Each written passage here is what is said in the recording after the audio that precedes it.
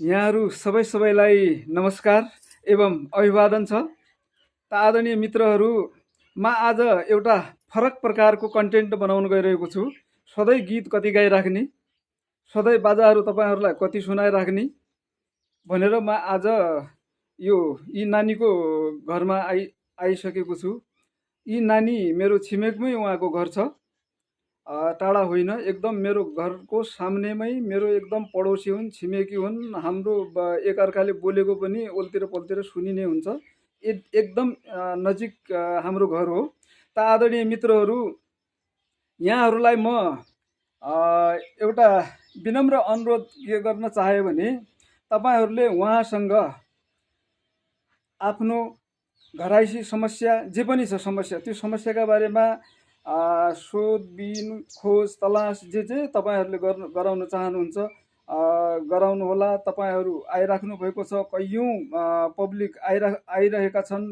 लाखौँ पब्लिकले यहाँ आएर सन्तुष्टि भएर गएकै देखेर म आज यो नानीको घरमै आएर म भिडियो बनाइरहेको छु। उहाँको घरसम्म आइपुग्नका निमित्त बेतकोट नगरपालिका वार्ड नम्बर 3 दैजी चौराहीमा तपाईँले उत्रिनु पर्ने हुन्छ र त्यहाँबाट अटो समातेर अटोवालालाई हेराली गर्ने पुष्पा बोहराको घरमा पुर्याइदेऊ भनेपछि सबभन्दा पहिला उनले आफै पुर्याइदिन्छन्। यदि तपाईँहरूसित आफ्नै साधन छ भने तपाईँहरूले दैजी चोकबाट शारदा स्कुलतिर आउनुहोला। शारदा स्कुलबाट अलिकति पूर्वतिर जहाँ सार्वजनिक सिँचाइको बोरिङ छ, त्यो बोरिङबाट माथि जङ्गलतिर डाँडातिर उक्लिनुहोला। डाँडातिर उक्लिसकेपछि डाँडाको माथिपट्टि एउटा अब उसरी चौराही जस्तो छ, उसरी तेह्राइ छ, बिचैमा एउटा सालको बोटा छ हो। त्यहाँनिरबाट तपाईँले हेर्नुभयो भने अगाडितिर मेरो घर देखिन्छ र तपाईँले मेरो घर पुग्नु पर्दैन, त्यहीँनिर रोकिनु होला। त्यहाँनिर तपाईँहरूले भिडभाड भएको देखिराख्नुहुन्छ।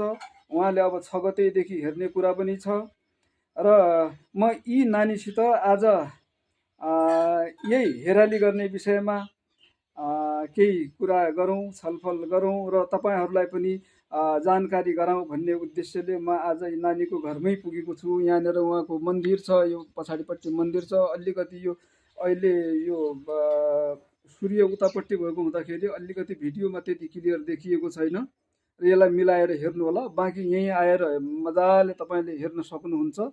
उहाँलाई तपाईँको घराइसी समस्या के छ, ती सारा समस्याको समाधान भइरहेको छ। मैले यताबाट जाने सयौँ मान्छेहरूसँग मैले सोधपुछ गर्दाखेरि उहाँहरू सन्तुष्ट भएका छन्। एकचोटि आउनुहुन्छ, दोबारा यहाँ हामी सन्तुष्ट भयौँ, हामी खुसी भयौँ, हाम्रो मनोकामना पूर्ण भयो भनेर उहाँहरू आएर यो दुर्गा मातालाई आफ्नो गच्छ अनुसारको भेटी प्रदान गरेर जाने गरेको देखेरै म आज यहाँ आएको हुँ। अब लाखौँ मानिसले विश्वास गर्छन्, म एक्लैले विश्वास नगरेर हुँदैन, त्यसकारण म पनि विश्वास गर्न बाध्य भनेर म यो नानीको छेउमै बसेर म यो भिडियो बनाइरहेको छु। भिडियो बनाउनमा अलिकति कठिनाइ त होला। अब सम्भव भए मौका मिल्यो भने अलिकति अझ योभन्दा राम्रो तरिकाले हामी भिडियो लिएर आउनेछौँ म यो नानीसँग।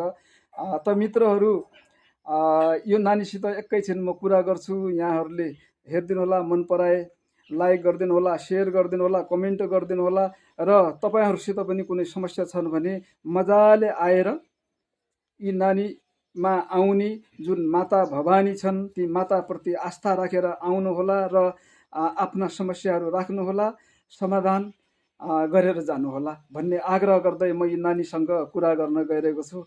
नानी के छ, ठिकै होला नि? अब नजिकै गरौँ। अब मलाई त साथीहरू सबैलाई नमस्कार, जय शम्भु, जय माता रानी, हर हर महादेव।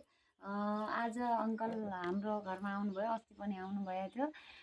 सबैलाई म के भन्छु भनेपछि भगवान्ले सबै त परिपूर्ति गर्दैनन् होइन, केही न केही आफूले पनि सङ्घर्ष गर्नुपर्छ। यदि तपाईँलाई धेरै गाह्रो अप्ठ्यारो भइरहेछ, हस्पिटल गएर सन्चो भइरहेछ होइन भनेपछि एकचोटि आउनु होला, हजुर पनि एकचोटि हेराउनु होला। विश्वास सबभन्दा ठुलो विश्वास हो, विश्वास गरेर आउनु होला। विश्वास गरेर चाहिँ सबैको मनको इच्छा आजसम्म आएको त उसरी प्राय सबैको ठिकै भयो। मैले भन्न पनि उनीहरूले भन्ने हो, मैले भन्नु केही छैन होइन। सबैको मनको इच्छा पुरा होस् यही भन्न चाहन्छु। अनि धेरैजनाहरूले नराम्रो भरम पनि फैलाएका छन् होइन।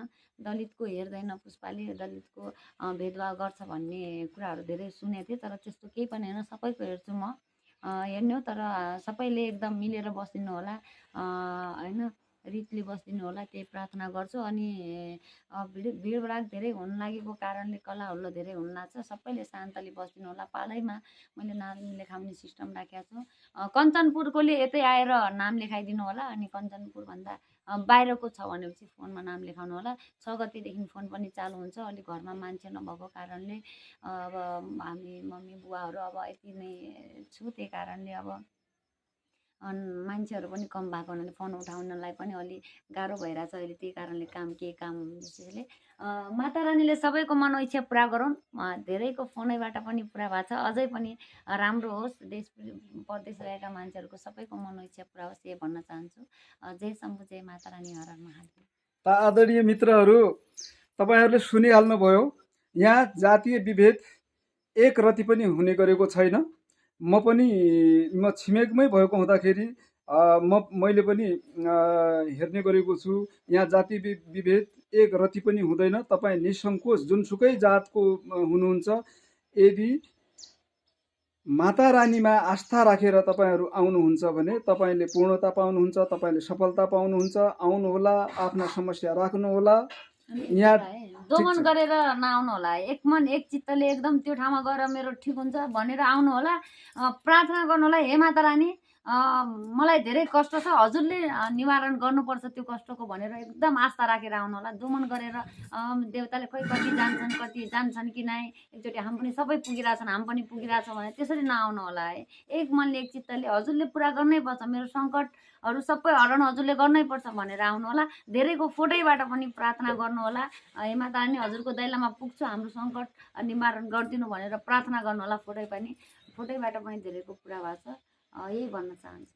अनि नानी एउटा कुरा के रह्यो भने बाँकी रह्यो कुरा, मलाई अस्ति गरे पोस्टमा एक दुईजना साथीले के सोधेको थियो भने पछाडि यो नानीको यो छोरीको कन्ट्याक्टर नम्बर कति हो भन्ने कुरा आयो। मेरो कन्ट्याक्टर नम्बर चाहिँ टिकटकमा छ, टिकटकको बायोमा छ मेरो कन्ट्याक्टर नम्बर।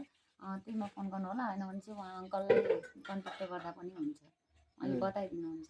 ठिक छ, म यो भिडियो पोस्ट गर्दाखेरि सम्भव भए भिडियोमै लेखिदिउँ होला फोन नम्बर, होइन? त्यो ठिक होला। त तपाईँहरू ढुक्क भएर आउनुहोस्, विश्वासका साथ आउनुहोस्।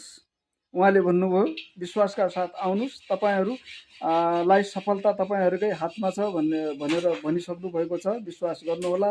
त आदरणीय मित्रहरू, यसपछि हामी अलिकति राम्रो तरिकाले भिडियो बनाउला मौका मिल्यो भने, होइन?